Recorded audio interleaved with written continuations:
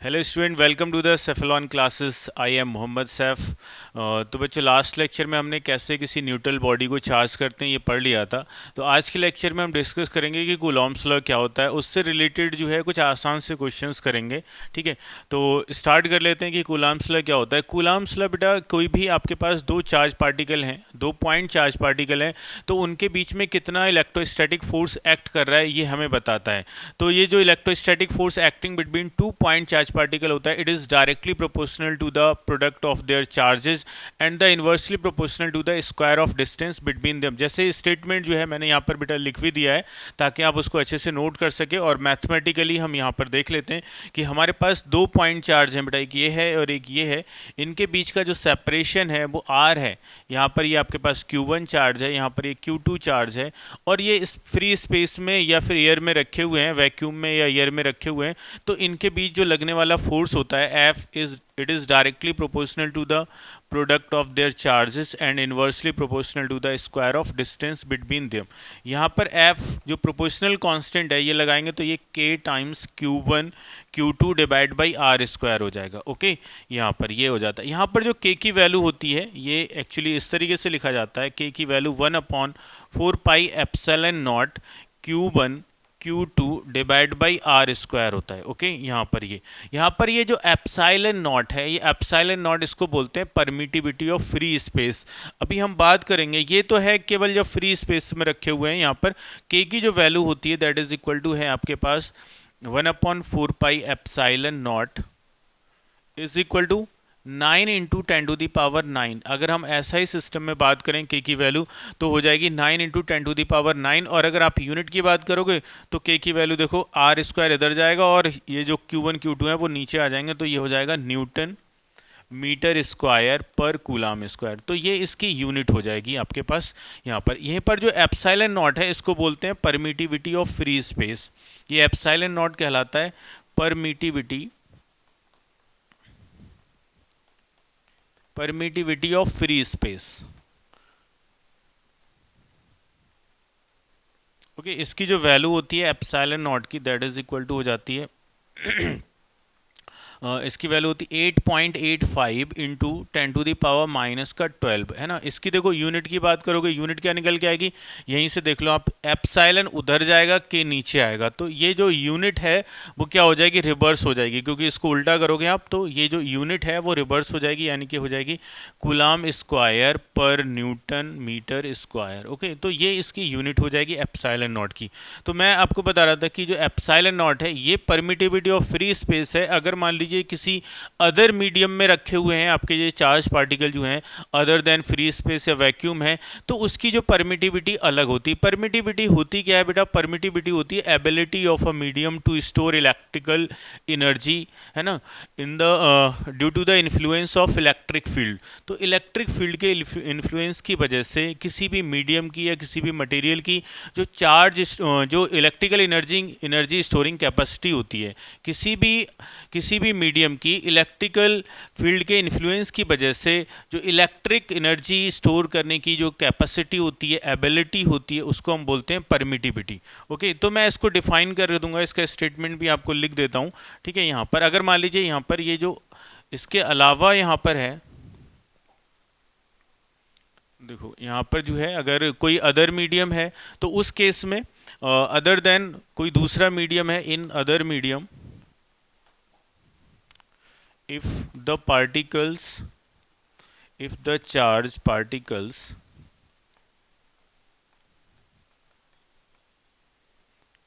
placed in other medium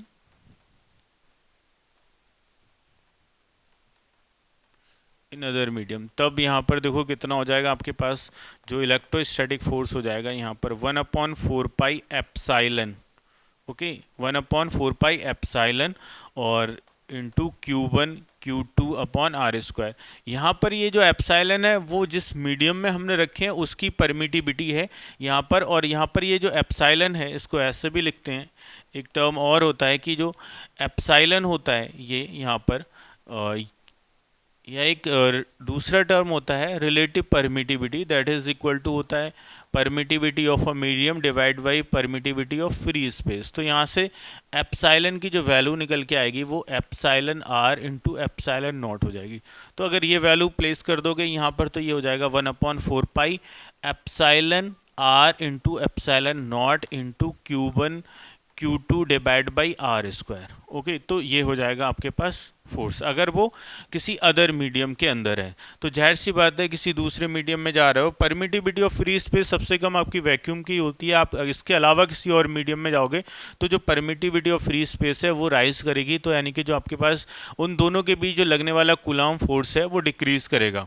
okay, चलिए आगे बात कर लेते हैं कि परमिटिविटी होती क्या है बेटा। देखो,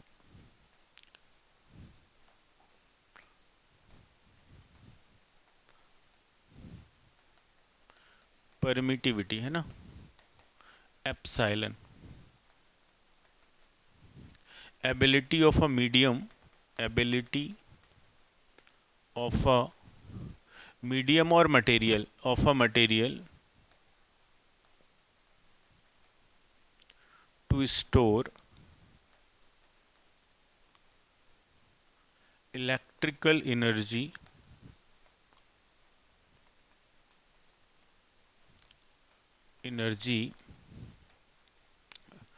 due to the influence of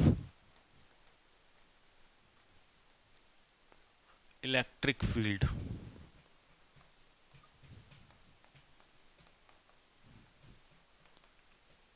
यहाँ पर जो रिलेटिव परमिटिविटी का टर्म था बेटा वो ऐसे था आपके पास ई, मतलब sorry epsilon divide by epsilon not. Okay, इसको जो है जो रिलेटिव परमिटिविटी है इसको डाइलेक्ट्रिक कांस्टेंट भी बोलते हैं। It is also known as, it is also known as, ये जो रिलेटिव परमिटिविटी है आपके पास, रिलेटिव परमिटिविटी,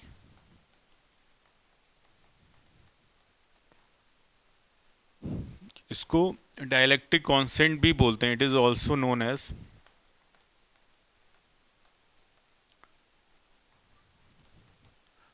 डाइलेक्ट्रिक कांस्टेंट, जो कि हम पढ़ेंगे बेटा कैपेसिटेंस जब पढ़ेंगे तो वहाँ पर इसको डाइलेक्ट्रिक क्या होता है, ठीक है, डाइलेक्ट्रिक मटेरियल्स क्या होते हैं उसके बारे में डिस्कस करेंगे डिटेल में। फिलहाल के लिए आप ये याद रखिएगा जो एप्सिलॉन आर है जिसको रिलेटिव परमिटिविटी बोलते हैं, ये किसी भी मीडियम की परमिटिविटी को अगर फ्री स्पेस की परमिटिविटी से अगर आप डिवाइड कर दोगे तो वो बन जाएगा एप्सिलॉन और रिलेटिव परमिटिविटी, या फिर उसको हम क्या बोलते हैं, डाइलेक्ट्रिक कांस्टेंट भी बोलते हैं। ठीक है, तो ये कूलॉम्स लॉ है। कूलॉम्स लॉ के रिगार्डिंग कुछ पॉइंट है। देखो कूलॉम्स लॉ बेटा बिल्कुल इसका जो नेचर है वो सेम है जैसे कि आपके पास ग्रेविटेशनल फोर्स होता है। ठीक है, मतलब सेम वहाँ पर क्या होता है, जो आपके पास ग्रेविटेशनल फोर्स होता है, दो बॉडी के बीच में लगने वाला जो ग्रेविटेशनल फोर्स होता है वो उनके मास के प्रोडक्ट के डायरेक्टली प्रोपोर्शनल होता है। यहाँ पर जो है वो चार्ज के प्रोडक्ट के डायरेक्टली प्रोपोर्शनल है। वहाँ पर भी वो इनवर्स स्क्वायर लॉ को फॉलो करता है, ये भी इनवर्स स्क्वायर लॉ को फॉलो करता है। ओके, और दूसरा चीज़ क्या है, देखो वो भी नॉन कॉन्टैक्ट फोर्स है, ये भी नॉन कॉन्टैक्ट फोर्स है। फोर्स आपने पढ़ा होगा दो तरीके के होते हैं, कॉन्टैक्ट फोर्स और नॉन कॉन्टैक्ट। किसी फोर्स को लगाने के लिए किसी पॉइंट पर अगर हमें फिजिकली कॉन्टैक्ट की ज़रूरत पड़े तो वो कॉन्टैक्ट फोर्स कहलाता है, और अगर फिजिकली कॉन्टैक्ट की ज़रूरत नहीं है तो वो आपका नॉन कॉन्टैक्ट फोर्स कहलाएगा। ठीक है, तो जो आपके पास इलेक्ट्रोस्टैटिक फोर्स है ये नॉन कॉन्टैक्ट फोर्स है। ओके, तो इसकी सिमिलरिटी तो है ही है कि एक जैसे वर्क करता है, जैसे कि वहाँ पर जो मास का काम है वो यहाँ पर चार्ज का काम करता है, तो सिमिलरिटी है। कुछ और अदर पॉइंट हैं इसके रिगार्डिंग, जैसे ये जो आपके पास कूलॉम्स लॉ है ये स्ट्रिक्टली एप्लीकेबल है फॉर पॉइंट चार्ज। अगर पॉइंट चार्ज के अलावा कोई और बॉडी है तो इसको अप्लाई नहीं कर सकते। हाँ, लेकिन एक कंडीशनल है जिसके बारे में इसको आप अप्लाई कर सकते हो कि अगर जैसे सेपरेशन, कोई दो बॉडी है उनके बीच का जो सेपरेशन है वो उनके जो बॉडीज़ हैं उनके साइज के रेस्पेक्ट में बहुत ज़्यादा है। जो बॉडीज का जो साइज है, जो चार्ज पार्टिकल्स हैं उनका जो साइज है वो नेग्लेक्सिबल है as compare to the separation between the charge, तब भी हम इसको अप्लाई कर सकते हैं बेटा। ठीक है, तो जैसे यहाँ पर कुछ पॉइंट के बारे में बात कर लेते हैं। Point regarding to Coulomb's law, पहला पॉइंट तो यही है बेटा कि ये जो है वो स्ट्रिक्टली एप्लीकेबल है फॉर पॉइंट चार्ज। इसको हम तभी अप्लाई कर सकते हैं अदर बॉडीज़ के लिए जब उनका जो साइज है बॉडीज़ का उनके बीच में सेपरेशन के रिस्पेक्ट में नेग्लेक्सिबल है ना। तो ये भी यहाँ पर याद रखिए if the size if the size of particles is very less than very less than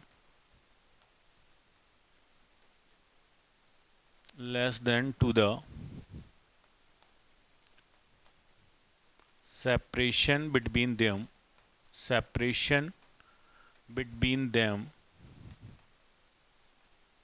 then this is also applicable. Then the Coulomb's law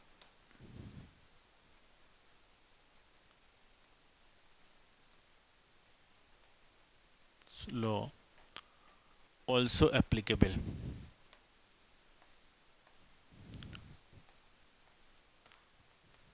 तो अगर जो आपके पास बॉडीज हैं, जो भी पार्टिकल्स हैं, चार्ज पार्टिकल्स हैं, अगर उनका साइज जो है बहुत छोटा है as compare to separation between them, तब भी आप इसको अप्लाई कर सकते हो। ठीक है, नेक्स्ट है बेटा इसका कि ये जो है आपके पास यहाँ पर ये जो पार्टिकल्स है, यहाँ जो आपके पास कूलॉम फोर्स लग रहा है दो चार्ज पार्टिकल के बीच में, ये इन्वर्स स्क्वायर लॉ को फॉलो करता है जैसे हमने आपको बताया था, और ये सेंट्रल फोर्स है। तो it is a central force, it is a central force.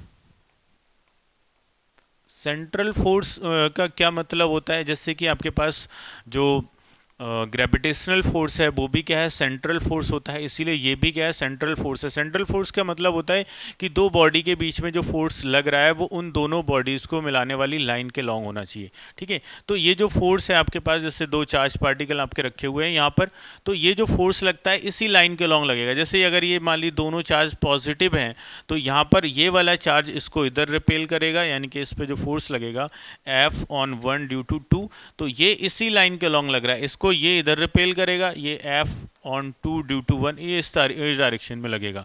तो अगर ये मान लीजिए दोनों चार्ज अगर अपोजिट पोलरिटी के होते तब भी इसी लाइन के अलॉन्ग लगता, लेकिन इनकी डायरेक्शन जो है वो आपकी क्या हो जाती, रिवर्स हो जाती। दूसरा पॉइंट, अगला नेक्स्ट जो पॉइंट है बेटा, ये जो है आपके Newton second law, third law को फॉलो करता है, एक्शन का रिएक्शन, यानी कि ये जो फोर्स है वो पेयर में है, और सेम यहाँ पर जो मैग्नीट्यूड है F12 is equal to F21, इनके मैग्नीट्यूड के बराबर होगा। तो ये जो है आपके पास म्यूचुअल फोर्स है, it is a mutual force, it is a mutual force, mutual force and follow Newton's third law, Newton's third law. Newton's third law को फॉलो करना मतलब पेयर में है एक्शन का रिएक्शन, यानी कि ये फोर्स, ये जो चार्ज पार्टिकल Q2 है वो जितना फोर्स लगाएगा Q1 पर उतना ही Q1 उसको बैक लगाएगा। ठीक है, तो यहाँ पर इनका जो बात करें F12 होगा, that is equal to minus time F21 होगा। ओके, तो ये पेयर में वर्क करते हैं आपके पास। ठीक है, नेक्स्ट जो है आपका,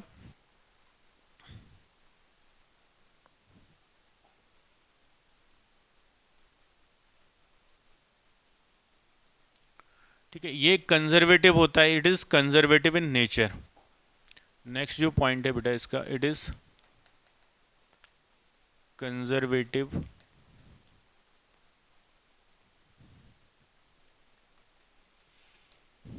conservative in nature. Conservative force बेटा आपने पढ़ा होगा पहले कि कंजर्वेटिव फोर्स क्या होता है, जब work done by a force does not depend on path then the force is known as conservative. तो ये जो है आपका कंजर्वेटिव फोर्स है, क्योंकि इसके द्वारा जो वर्क डन होगा वो पाथ पे डिपेंड नहीं करेगा। तो ये पॉइंट है बेटा इसके अंदर जो है, आप इनको अगर इनको याद रखना है आपको। नेक्स्ट कुछ आसान से न्यूमेरिकल, ठीक है, उसके बाद इसका जो वेक्टर फॉर्म भी देखेंगे, और उसके बाद हम ये भी पढ़ेंगे जो आपके पास सुपरपोजिशन प्रिंसिपल है वो भी पढ़ेंगे। तो पहले इससे कुछ आसान से न्यूमेरिकल देख लेते हैं कैसे आते हैं। जैसे बेटा ये बहुत ही आसान सा न्यूमेरिकल है कि हमारे पास दो पॉइंट चार्ज हैं, जिनका जो चार्ज है एक पे एक पे जो चार्ज है एक पार्टिकल पे वो 4 ESU है, दूसरे पे -8 ए माइनस का 8 ESU है और दोनों का जो सेपरेशन है वो 4 सेंटीमीटर पर है। तो बताना है उनके बीच में कितना फोर्स लगेगा। अब आपको पता है ESU जो है वो आपकी कौन सी यूनिट है बेटा, ये चार्ज की CGS यूनिट है, जिसमें आपको पता होगा कि एक कूलाम में 3 इंटू 10⁹ स्टेट कूलाम होते हैं, उनको स्टेट कूलाम भी बोलते हैं या ESU इलेक्ट्रोस्टैटिक यूनिट भी बोलते हैं यहाँ पर। तो इलेक्ट्रोस्टैटिक यहाँ पर आप डायरेक्टली फॉर्मूला लगा देंगे कि आपको फोर्स निकालना है, तो F इज इक्वल टू कितना आ जाएगा निकल के आपके पास, K times Q1 Q2 divide by are square. Okay, अब यहाँ पर फोर्स आपको निकालना है, तो K की वैल्यू जो है आपके SI सिस्टम में आपको पता है 9 इंटू 10⁹ होती है। अब K की वैल्यू को आपको यहाँ पर अगर ये सारी चीज़ें, डिस्टेंस देखो 4 सेंटीमीटर में CGS सिस्टम में दे रखी है, यहाँ पर चार्ज भी आपको CGS सिस्टम में दे रखा है, तो यहाँ पर आपको फोर्स निकालना है। तो अगर आप K की वैल्यू को CGS सिस्टम में रख देते हो तो यहाँ पर जो फोर्स आ जाएगा वो डाइन में आ जाएगा निकल के। तो सबसे पहले तो हम ये निकाल लेते हैं K की वैल्यू कितनी होती है, 1 होती है, आपको मैं निकाल के भी दिखा देता हूँ यहाँ पर। जो K की वैल्यू होती है बेटा 9 इंटू 10⁹ और क्या होती है बेटा, ये न्यूटन मीटर स्क्वायर पर कूलाम स्क्वायर होती है। तो इसको CGS में बदलना है, तो सारी चीज़ों को CGS में चेंज कर देंगे, 9 इंटू 10⁹ और न्यूटन, एक न्यूटन में कितने डाइन होते हैं, 10⁵ डाइन होते हैं, और मीटर देखो एक मीटर में 10⁻² सेंटीमीटर होते हैं, और ये इसका स्क्वायर है, और डिवाइड बाई आपके पास कूलाम। कूलाम को स्टेट, जो CGS यूनिट है कूलाम की वो क्या है, स्टेट कूलाम है, और आपको पता है कि एक coulomb is equal to 3 into 10⁹ stat coulomb होते हैं। तो ये वैल्यू पुट कर देंगे, यानी कि 3 इंटू 10⁹, ये डाइन लिख दीजिए यहाँ पर, और 3 इंटू 10⁹ स्टेट कूलाम। ओके, इसका स्क्वायर। तो यहाँ पर देखो सारी जो यूनिट है हमने CGS सिस्टम में कन्वर्ट कर ली हैं, तो K की जो वैल्यू आएगी वो CGS सिस्टम में आ जाएगी, और कितनी आ जाएगी, 9 इंटू 10⁹ इंटू देखो ये 10⁻² है, स्क्वायर करेंगे तो 4 हो जाएंगे, यानी कि 10⁻9 हो जाएंगे, और यहाँ पर 2 बार हैं, 3 इंटू 10⁻9 और इंटू 3 इंटू 10⁻9। ठीक है, तो ये कैंसिल हो जाएंगे, देखो 3 3 जा 9, और ये सब कैंसिल होके क्या बचता है 1। यूनिट क्या लिखोगे इसकी, डाइन सेंटीमीटर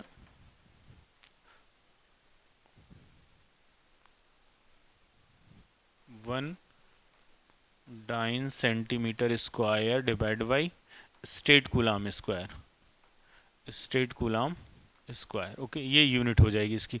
तो ये वैल्यू यहाँ पर पुट कर देंगे, तो ये 1 इंटू Q1 कितना है आपके पास 4 है, Q2 कितना है 8 है। हम देखो माइनस साइन का केवल ये मतलब है, दोनों अपोजिट पोलरिटी के हैं, तो वो फोर्स ऑफ अट्रैक्शन है, इसलिए हम केवल मैग्नीट्यूड निकाल रहे हैं, यहाँ पर डायरेक्शन की बात नहीं कर रहे हैं, तो डायरेक्टली हम यहाँ पर विदाउट साइन के रख देंगे वैल्यू। तो ये कितना हो जाएगा, 4 से ये 4 कैंसिल, और 4 2 कितना आ जाएगा, 2 डाइन आ जाएगा। आंसर कितना आ जाएगा बेटा, 2 डाइन।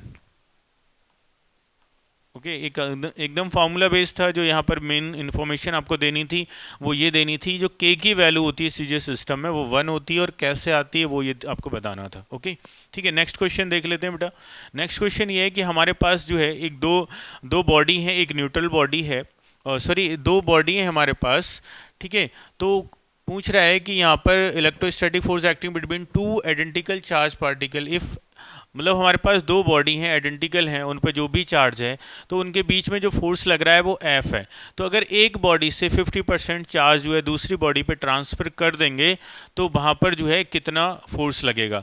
यानी कि पहले हमारे पास जो दोनों बॉडी आइडेंटिकल है, मतलब दोनों पे चार्ज सेम है, चार्ज आइडेंटिकल लिखा है ना, 2 आइडेंटिकल चार्ज पार्टिकल, मतलब उन पे चार्ज सेम है दोनों पर, तब उन पे जो फोर्स लग रहा है वो कितना लग रहा है, F लग रहा है। अगर एक बॉडी से 50% चार्ज जो है अगर हम दूसरी बॉडी पे ट्रांसफर कर दें तो फोर्स कितना लगेगा। तो आसान ही है ये क्वेश्चन, देखो आपके पास F is equal to, directly आप कूलम्ब्स लॉ लगा दीजिएगा, F is equal to K times Q1। अब दोनों पे सेम चार्ज है, मतलब आइडेंटिकल है, यानी कि Q1 Q2 दोनों बराबर हैं। ओके, तो ये मान लीजिए सेपरेशन R है उनका, तो कितना हो गया बेटा, F is equal to K times Q² upon R²। Okay, अब यहाँ पर ये इक्वेशन फर्स्ट बोल दीजिए, ये पहली कंडीशन थी जब यानी कि इन दोनों चार्ज पार्टिकल, जो चार्ज पार्टिकल थे वो Q और Q के थे, इनके बीच में सेपरेशन R था।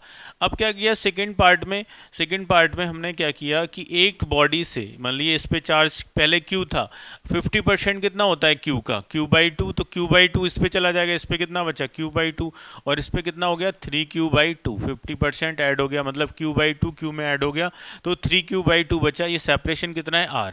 तो अब यहाँ पर जो है फोर्स मान लीजिए F डैश हो गया है, तो F डैश कितना हो जाएगा K टाइम्स और Q/2 into 3/2Q divide by are square. Separation हमने चेंज नहीं किया है। ओके, तो ये कितना हो जाएगा बेटा, यहाँ पर आपके पास ये फोर्स जो हो जाएगा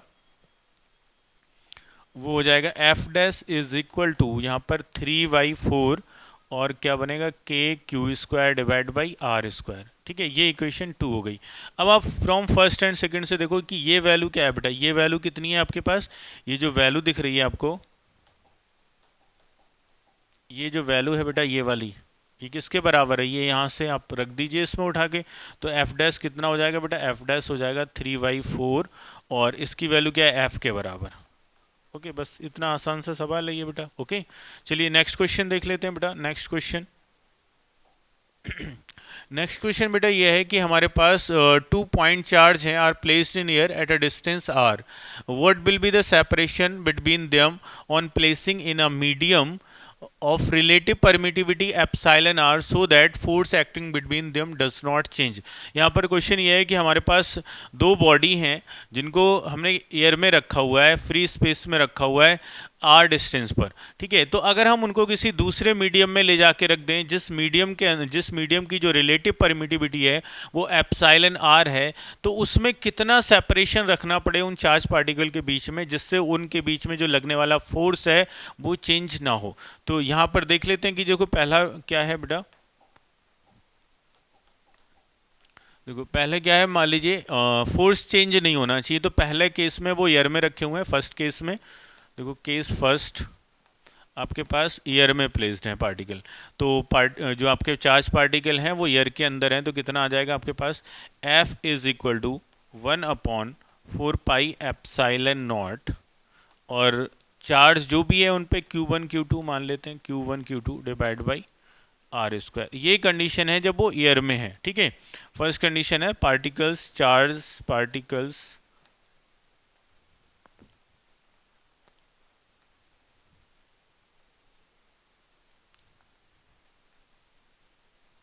आर प्लेस्ड इन एयर, तब ये कंडीशन रहेगी। इक्वेशन फर्स्ट बोल दीजिए। केस सेकंड में क्या उनको किया गया है बेटा, charge particle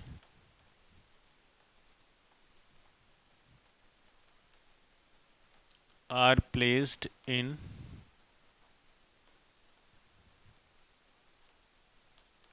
a medium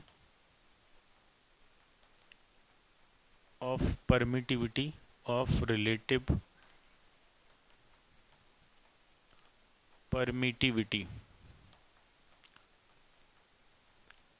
epsilon r. तो अब देखो कितना हो जाएगा, हमने दिखाई था फॉर्मूला बेटा, कितना आ जाएगा 1/4 pi epsilon r into epsilon naught. ठीक है, into Q1 Q2 divide by r dash. देखो फोर्स सेम रखा है हमने, यहाँ पर जो पहले फोर्स था वो सेम रखा है, इसको चलो F1 मान लीजिए, इसको आप F2 मान लीजिए, ये इक्वेशन 2 मान लीजिए। तो आपके दोनों इक्वेशन के अकॉर्डिंग जो F1 जो है वो F2 के बराबर होना चाहिए। तो देख लेते हैं कितना हो जाएगा। ठीक है, तो यहाँ पर कितना होना चाहिए बेटा, F1 इज इक्वल टू होना चाहिए F2 इसका स्क्वायर। ठीक है, तो कितना हो जाएगा, F1 कितना है बेटा 1/4 pi epsilon naught into Q1 Q2 divide by are square is equal to 1/4 pi epsilon naught पहले लिख देता हूँ, फिर बाद में epsilon r. Okay, Q1 Q2 divide by are square. Okay, ऐसे। तो यहाँ पर क्या है, देखो यहाँ पर क्या क्या कैंसिल आउट हो रहा है वो देख लीजिए, ये आर डैश है। ओके, तो ये आपके पास 1/4 pi epsilon not cancel out हो रहा है और Q1 Q2 कैंसिल आउट हो रहा है। यहाँ पर बच रहा है आपके पास 1/r² इज इक्वल टू 1/एप्सिलॉन r इंटू 1/r डैश का स्क्वायर। हमें r डैश निकालना है, इसको इधर ले आइए, r डैश को इधर ले जाइएगा, क्या बचेगा आपके पास r/एप्सिलॉन r। तो स्क्वायर रूट ले लेंगे तो r डैश की वैल्यू जो हो जाएगी वो r/एप्सिलॉन r अंडर रूट के अंदर आ जाएगा, ये आ जाएगा। ठीक है, तो ये भी प्रॉब्लम है। एक और क्वेश्चन देख लेते हैं। ठीक है, नेक्स्ट क्वेश्चन बेटा ये है यहाँ पर कि there are two identical metallic sphere, जिन पे चार्ज जो है वो Q1 और Q2 हैं, कुछ सेपरेशन पे रखे हुए हैं, तो उनके बीच में जो फोर्स लग रहा है वो F है, F1 है। अगर मान लीजिए उन दोनों चार्ज जो मेटालिक स्फीयर्स हैं वो एक दूसरे पे टच करने के बाद उसी सेपरेशन पे रख दी जाए, तब जो फोर्स लग रहा है उन पर वो F2 है। तो हमें बताना है जो F2/F1 है उसका रेशियो क्या होगा, कि अगर जो है Q1 जो है वो बहुत ज़्यादा बड़ा है Q2 से, Q2 जो Q1 है it is very very greater than Q2, तो उस कंडीशन में आपके पास जो F2/F1 है उसका रेशियो क्या होगा। देखो यहाँ पर जो एक कॉन्सेप्ट है वो ये है कि जब हम दोनों आइडेंटिकल मेटालिक स्फीयर है, हमने आपको जब वो पढ़ाया था method of charging by conduction, okay, तो वहाँ पर हमने बताया था कि अगर बाई कंडक्शन में अगर कोई दो स्फीयर्स हैं, स्फेरिकल बॉडी हैं, अगर उनको आप टच करते हो या किसी भी कंडक्टिंग वायर से कनेक्ट करते हो, तो उन पे जो फाइनल चार्ज आता है वो उनकी रेडियाई के रेशियो में आता है। तो यहाँ पर क्या है, दोनों स्फीयर्स हैं, दोनों जो चार्ज पार्टिकल हैं वो आइडेंटिकल हैं, तो जाहिर सी बात है उनकी रेडियस सेम है, तो उनका जो रेशियो 1/1 यानी कि दोनों पे जो चार्ज आएगा after touching to each other वो क्या होगा, सेम हो जाएगा। जैसे यहाँ पर पहले Q1 पहली बॉडी पे जो चार्ज है वो Q1 है, दूसरी बॉडी पे Q2 है, तो जब आप इनको टच करोगे तो टोटल चार्ज आपके पास कितना है, Q1 प्लस Q2, ये हाफ हाफ डिवाइड हो जाएगा, यानी कि Q1 plus Q2 divide by 2 एक पर आ जाएगा, और इतना ही चार्ज दूसरी वाली बॉडी पे आ जाएगा। ठीक है, तो पहले केस में जो F1 हो जाएगा आपके पास जब अलग अलग हैं, यहाँ पर पहले केस में देखो ये है आपके पास स्फेरिकल बॉडी, एक ये है। ठीक है, इस पे जो चार्ज है वो Q1 है, इस पे जो चार्ज है वो Q2 है, इनके बीच की डिस्टेंस मान लेते हैं कि R है। तो यहाँ पर जो फोर्स लगेगा F1 इज इक्वल टू हो जाएगा आपके पास K times Q1 Q2 divide by R square. Okay, ये इक्वेशन फर्स्ट हो गई। अब यहाँ पर दूसरी कंडीशन ये है कि जब इन बॉडी को आपस में टच कराने के बाद उसी सेपरेशन पे अगर हम रख देंगे यहाँ पर, तो यहाँ पर जो चार्ज आ जाएगा वो आ जाएगा Q1 plus Q2 divide by 2। Total charge कितना है हमारे पास, Q1 प्लस Q2 है। तो जब आप इसको टच करा दोगे एक दूसरे से, तो जो चार्ज है वो हाफ हाफ डिस्ट्रीब्यूट हो जाएगा टोटल का।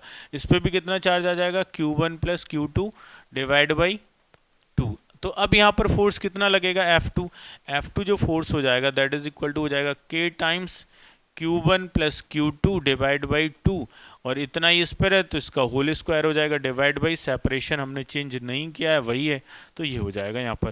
तो F2 कितना आ जाएगा बेटा, यहाँ पर आ जाएगा आपके पास, देखो 1/4 में बाहर निकाल लेता हूँ, ये आ जाएगा Q1 प्लस Q2 का होल स्क्वायर और डिवाइड बाई 4R स्क्वायर, ये F2 आ गया। हमें चाहिए था F2/F1 यानी कि रेशियो चाहिए इनका। ठीक है, तो रेशियो देखो कितना आ जाएगा,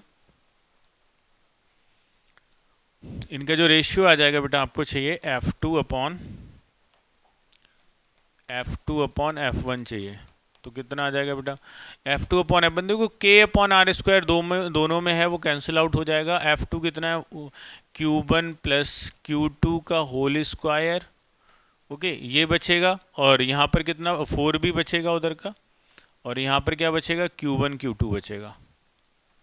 अच्छा, यहाँ पर क्या करिएगा आप, यहाँ पर Q1 बहुत ज़्यादा है Q2 से, तो Q1 कॉमन ले लेंगे, बाहर आ जाएगा स्क्वायर में, अंदर बचेगा 1 प्लस Q2/Q1 का होल स्क्वायर डिवाइड बाई कितना 4 टाइम्स Q1 Q2।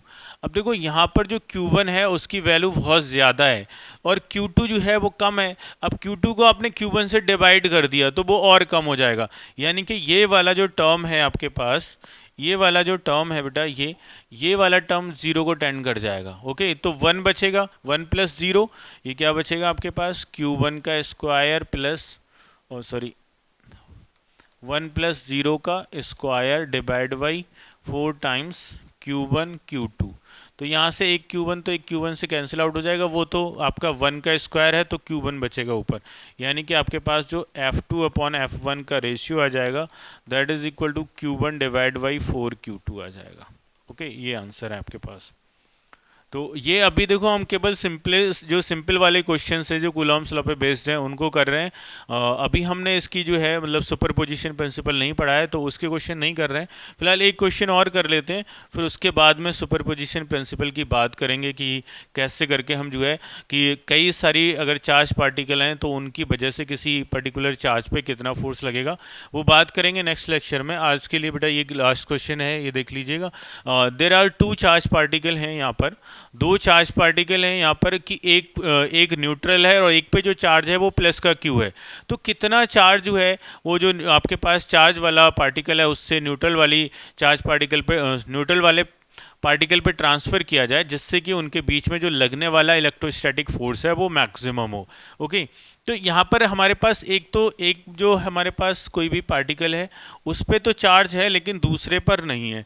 ठीक है, तो यहाँ से जो जिस पे चार्ज है उससे कितना चार्ज, इस पे देखो क्यू चार्ज है, तो यहाँ पर इसमें से कितना चार्ज इस पर ट्रांसफर करें जिसकी वजह से देखो इनके बीच में जो लगने वाला फोर्स है वो आपका मैक्सिमम हो। मान लीजिए यहाँ से क्यू चार्ज निकाल लिया हमने, तो ये क्यू चार्ज इस पर आ गया, तो इनके बीच में जो आप फोर्स लगेगा वो कितना हो जाएगा। देखो बेटा इनके बीच में जो फोर्स लगेगा ये हो जाएगा आपके पास Q minus Q times Q divide by are square, और ये के इसका कांस्टेंट चलता है।